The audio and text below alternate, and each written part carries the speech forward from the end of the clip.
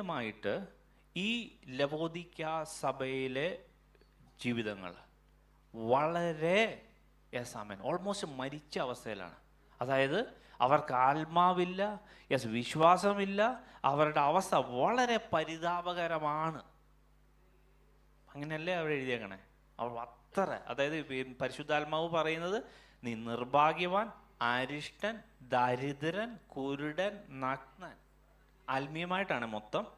പക്ഷേ ഈ ലവോദിക്ക സഭയിൽ ഭൗതികമായിട്ട് അവരങ്ങനെ അല്ലായിരുന്നു. അവർക്ക് ഇഷ്ടംപോലെ പൈസ ഉണ്ടായിരുന്നു. അവരുടെ സിറ്റുവേഷൻ അങ്ങനെ അല്ല. കാരണം അതുകൊണ്ടാണ് അവർ ചീർത്തിരിക്കുന്നത്. അവരുടെ ആറ്റിറ്റ്യൂഡ് എന്താണ്? ഞാൻ ധനവാൻ, പൈസയ്ക്ക് പൈസ, സമ്പന്നനായിരിക്കുന്നു, എനിക്ക് ഒന്നിനും മുട്ടില്ല. എനിക്കൊന്നിനും മുട്ടില്ല. അതായത്